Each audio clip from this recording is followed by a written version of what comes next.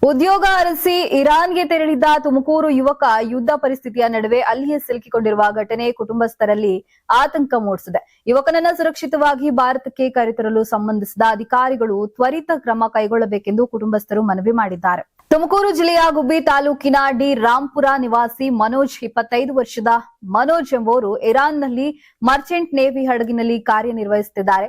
Israel Iran ಯುದ್ಧ ಪ್ರಾರಂಭವಾದ ಬಳಿಕ ಮನೋಜ್ ಜೊತೆಗಿನ ಸಂಪರ್ಕ ಕಡಿತಗೊಂಡಿದ್ದು ಪೋಷಕರಲ್ಲಿ ತೀವ್ರ ಕಳವಳ ಉಂಟಾಗಿದೆ. ಮನೋಜ್ ರೈತ ಶಿವಕುಮಾರ್ ಹಾಗೂ ಲೀಲಾವತಿ ದಂಪತಿಯ ಪುತ್ರ. ತುಮಕೂರಿನಲ್ಲಿ ಸಿಐಟಿ ಕಾಲೇಜಿನಲ್ಲಿ ಡಿಪ್ಲೊಮಾ ಪೂರ್ಣಗೊಳಿಸಿದ ಬಳಿಕ ಆನ್ಲೈನ್ ಮೂಲಕ ಇರಾನ್ ಮರ್ಚೆಂಟ್ ನೇವಿಯಲ್ಲಿ ಉದ್ಯೋಗಕ್ಕಾಗಿ ಅರ್ಜಿ ಸಲ್ಲಿಸಿದ್ರು. ನಂತರ ಉತ್ತರ ಪ್ರದೇಶದಲ್ಲಿ ತರಬೇತಿ ಪಡೆದು ಸುಮಾರು 8 ತಿಂಗಳ ಹಿಂದೆ ಇರಾನ್ಗೆ ತೆರಳಿದ್ರು. ಇರಾನ್ನಲ್ಲಿ ವೋರ್ಟ್ನಿಂದ ಕಾರ್ಮಿಕನನ್ನ ತೈಲ ನಿಕ್ಷೇಪ ಪ್ರದೇಶಗಳಿಗೆ ಕರೆದೊಯ್ಯುವುದು ಹಾಗೂ ವಾಪಸ್ ಕರೆತರುವ ಜವಾಬ್ದಾರಿಯನ್ನ ಮನೋಜ್ ವಹಿಸಿಕೊಂಡಿದ್ರು.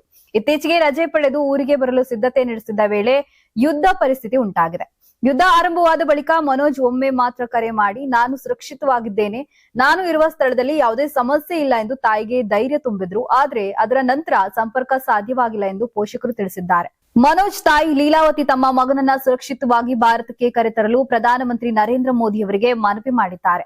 ನಮ್ಮ ಮಗ ಕ್ಷೇಮವಾಗಿ ಮನೆಗೆ ಮರಳಬೇಕು ಎಂದು ಅವರು ಕಣ್ಣೀರಿನ ಬೇಡಿಕೆ ವ್ಯಕ್ತಪಡಿಸಿದ್ದಾರೆ. Karnataka TV leader awards 2025 best MLA nomination ಹಳೆ ಮೈಸೂರು ವಿಭಾಗ ಡಾಕ್ಟರ್ ರಂಗನಾಥ್ ಕುಣಿಗಲ್ ಕ್ಷೇತ್ರ, ಸುರೇಶ್ ಗೌಡ ತುಮಕೂರು ಗ್ರಾಮಾಂತರ ಕ್ಷೇತ್ರ, ಸಿಎನ್ ಬಾಲಕೃಷ್ಣ ಶ್ರವಣಬೆಳಗೊಳ ಕ್ಷೇತ್ರ, ಗಣಿಗ ರವಿಕುಮಾರ್ ಮಂಡ್ಯ ಕ್ಷೇತ್ರ, ದರ್ಶನ್ ಪುಟ್ಟಣಯ್ಯ ಮೇಲುಕೋಟೆ ಕ್ಷೇತ್ರ, ಡಿ ರವಿಶಂಕರ್ ಕೆಆರ್ ನಗರ ಕ್ಷೇತ್ರ, ಕೆಎಚ್ ಪುಟ್ಟಸ್ವಾಮಿ ಗೌಡ ಗೌರಿಬಿದನೂರು ಕ್ಷೇತ್ರ, ಸಿಮೆಂಟ್ ಮಂಜುನಾಥ್ ಸಕಲೇಶ್ಪುರ ಕ್ಷೇತ್ರ, ಮಂತರ್ ಗೌಡ ಮಡಿಕೇರಿ ಕ್ಷೇತ್ರ, ಜಿಡಿ ಹರೀಶ್ ಗೌಡ ಹುಣಸೂರು ಕ್ಷೇತ್ರ, ಸಮೃದ್ಧಿ ಮಂಜುನಾಥ್ ಮುಳಬಾಗಿಲು ಕ್ಷೇತ್ರ, ಪ್ರದೀಪ್ ಈಶ್ವರ್ ಚಿಕ್ಕಬಳ್ಳಾಪುರ ಕ್ಷೇತ್ರ.